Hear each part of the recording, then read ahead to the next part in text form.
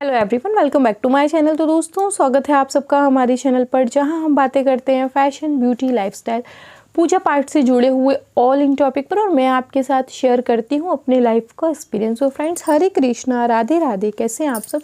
आशा करती हूँ आप सभी लोग अच्छे होंगे। मैं भी बिल्कुल ठीक हूँ। और बहुत सारे लोगों का एक साथ ही रिक्वेस्ट थी, क्योंकि आप सभी लोग जानते हैं कि इस समय मैं रिक्वेस्टेड वीडियो कर रही हूँ। तो बहुत सारे लोगों का कमेंट था कि दीदी घर में कितने शंख रखते हैं और हमें शंख कैसे कैसे, कुछ लोग तो कहते हैं दीदी हमारे घर में 5 शंख हैं, कैसे रखें उनको, तो और किस शंख का प्रयोग कैसे करें, विशेषकर से जो दक्षिणावर्ती शंख है उसे किस प्रकार रखें, वो अक्सर जो है उल्टा हो जाता है। तो मुझे लगा चलिए इस पर एक वीडियो अपलोड कर देते हैं। तो सबसे पहले आप याद रखिए कि कोशिश करके घर में एक ही शंख रखें। किसी कारणवश अगर आपके पास 2 शंख हैं, ठीक है, जिन्हें आप पूजा में प्रयोग कर रहे हैं, 2 शंख है, तो फिर ऐसे शंखों को मंदिर में एक ही स्थान पर ना रखें। कहने का मतलब एक दूसरे से सटाकर ना रखें। आप दोनों को कम से कम इतनी दूरी पर रखें कि वो आपस में टच ना हो रहे हों। आप इस दूरी पे दोनों शंख को रख सकते हैं। जैसे अगर हमारे घर की आप बात करें तो हमारे घर में 3 शंख हैं। एक छोटा सा दक्षिणावर्ती शंख है जिसे मैंने अपने मंदिर में रख रखा है चावल भर के, ठीक है। एक और दक्षिणावर्ती शंख है जो मैं रामेश्वरम से लाई थी, वो बहुत बड़ा है। मैं उसे स्नान के लिए विशेषकर से लेके आई थी, तो वो ना मंदिर से अलग स्थान पे रखा है। चूँकि वो स्नान के लिए है तो उसे मैं पूजा में इस्तेमाल नहीं करती हूँ, तो वो स्नान होने के बाद अपने स्थान पर रख जाता है, तो वो मंदिर से ही अलग है। एक मेरे पास वामाव्रती शंख है, ओरिजिनल वामाव्रती है। उसे मैंने आधा साफ करवाया था, आधा नहीं करवाया था। अगर आपने नहीं देखा है तो दीपावली पूजन में आप देखिएगा।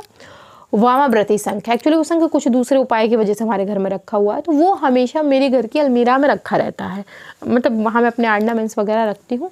तो वो वामाव्रती शंख, उसमें कुछ विशेष चीज़ें पड़ी हुई हैं, मतलब उसमें भर के फिर मैं उसे अपनी अलमारी में रख देती हूँ। तो कुछ गुरु जी का आदेश हुआ था, तो उनके आदेश की वजह से वो वैसे ही रखा हुआ है, ठीक है।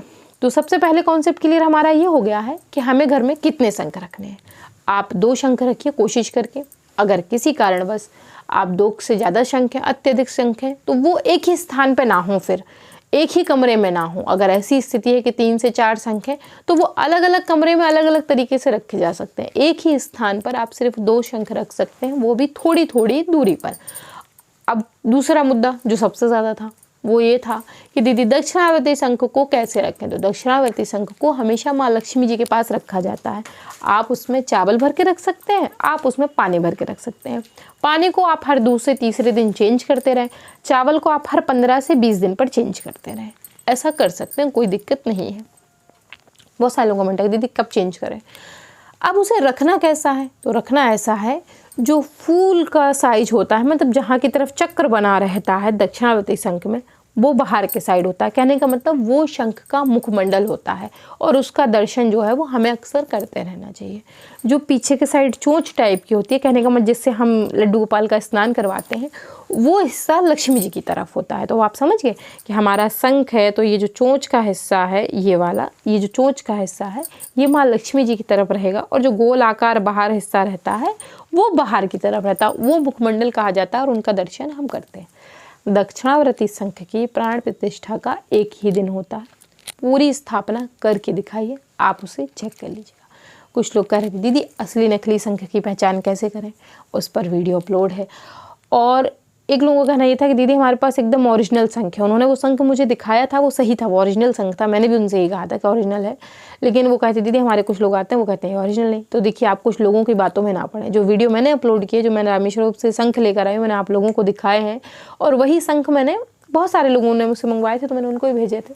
उस वीडियो में स्थिति यह है कि कुछ ज्ञान वाले लोग आ जाते हैं, बुद्धिजीवी लोग आके कहते हैं आपको जानकारी नहीं, ये जो आप दिखा रही है दक्षिणावर्ती शंख ही नहीं है। कुछ तो इतने बड़े बड़े दावे कर देते हैं, तो मुझे ना कभी कभी वो चीज़ पढ़ के हंसी आ जाती है। वो इतने बड़े बड़े दावे कर देते हैं कि जो आप दिखा रही हैं ये दक्षिणावर्ती शंख है ही नहीं। तो अब बताइए मैं क्या करूँ? तो लोगों की बातों पर ध्यान ना दें।